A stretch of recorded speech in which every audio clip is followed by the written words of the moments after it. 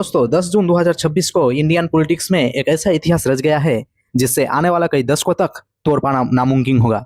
किसी देश की सत्ता के शिखर पर कोई कितने दिन रह सकता है? 5 साल, 10 साल या फिर 15 साल? आज पीएम नरेंद्र मोदी ने सारे रिकॉर्ड्स को छल्ला करते हुए आजाद भारत के इतिहास में सबसे लंबे समय तक इलेक्टेड प्राइम मिनिस्टर रहने के एक महा रिकॉर्ड बना दिया है। उन्होंने पंडित जवाहरलाल नेहरू का 64 साल पुराना रिकॉर्ड ब्रेक कर दिया है। लेकिन ये काउंटिंग कहां तक पहुंची है? कैसे मोदी जी दुनिया के सबसे बड़े डिजिटल किंग और अनस्टॉपेबल लीडर बन गया? आज के इस 5 मिनट के वीडियो में हम देखेंगे इस सफर का पूरा सच और गुजरते 12 सालों का वो 12 बड़ा फैसला जिन्होंने भारत की किस्मत बदल दी। वीडियो को एंड तक जरूर देखना दोस्तों, क्योंकि आज के फैक्ट्स आपको हैरान कर देंगे। जो लोग चैनल में नए हैं जरूर चैनल को सब्सक्राइब कीजिएगा और वीडियो को जरूर लाइक, शेयर और कमेंट्स जरूर कीजिएगा। तो चलिए वीडियो को यहाँ से शुरू करते हैं। चलिए इस पूरे गणित को थोड़ा आसान भाषा में समझते हैं। पीएम के रूप में मोदी जी के 4399 डेज पूरे हो चुके हैं।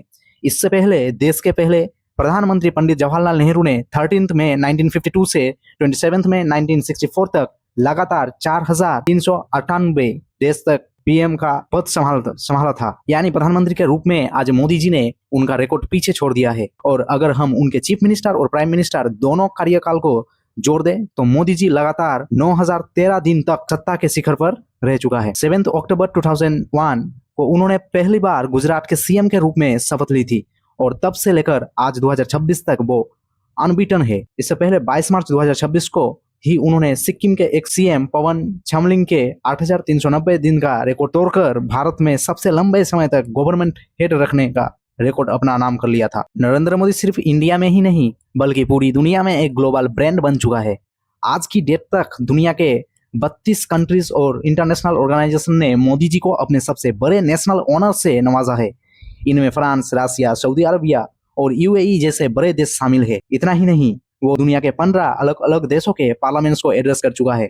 और अगर बात करें डिजिटल दुनिया की तो वहां तो इनकी एक छत्र बादशाहत है। आज 2026 में उनके एक्स यानी कि ट्विटर पर 10.87 करोड़, इंस्टाग्राम पर 10.19 करोड़, फेसबुक पर 5.3 करोड़ और यूट्यूब पर 3.07 करोड़ से भी ज्यादा सब्सक्राइबर है। दुनिया का कोई भी पॉलिटिकल लीडर डिजिटल स्पेस में उनके आसपास भी नहीं टिकता। अब बात आते हैं कि इस मैसिव पॉपुलैरिटी का राज क्या है। वो छुपा है पिछले 12 सालों के 12 सबसे बड़े और बोल्ड डिसीजन में। चलिए एक नजर डालते हैं मोदी सरकार के उन 12 बड़े माइलस्टोन्स पर। पहले बात करते हैं 2014 का। देश की सबसे बड़ी बैंकिंग क्रांति, 58 करोड़ से ज्यादा जनधन अकाउंट खोले गए। फिर बारी आती है 2015 डीबीटी डायरेक्ट बेनिफिट ट्रांसफर की शुरुआत, जिससे 51 लाख करोड़ सीधा गरीबों के बैंक अकाउंट्स में पहुंचा। 4 लाख करोड़ का करप्शन रुका। बात आती है 2016 का। 11 करोड़ परिवारों को फ्री गैस सिलेंडर देने के लिए उज्ज्वला योजना। और इसी साल यानी कि 2016 का उरी सर्जिकल स्ट्राइक, तो आपको पता ही है, बदला लेने के लिए हिस्टोरिक सर्जिकल स्ट्राइक किया था मोदी गवर्नमेंट ने। 2017 वन नेशन वन टैक्स के नारे के साथ जीएसटी का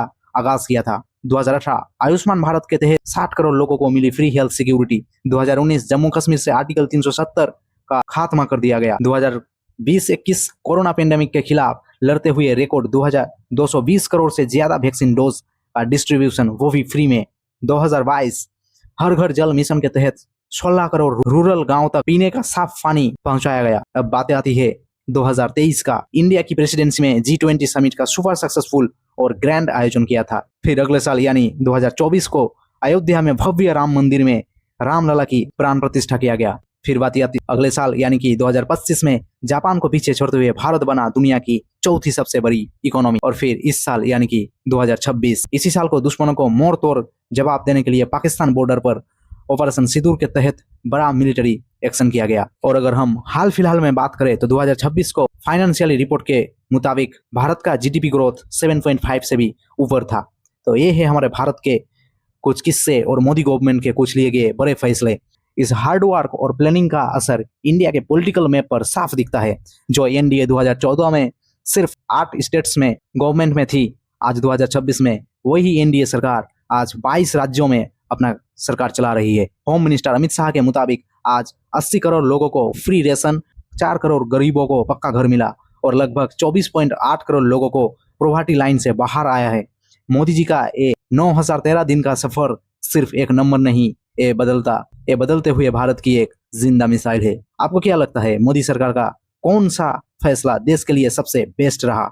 हमें कमेंट कर जरूर बताइए। अगर वीडियो इन्फॉर्मेटिव लगी हो तो इसे लाइक करें, दोस्तों के साथ शेयर करें और ऐसे ही मजेदार वीडियोस के लिए हमारे चैनल को अभी सब्सक्राइब करके बेल आइकन दबाना ना भूले।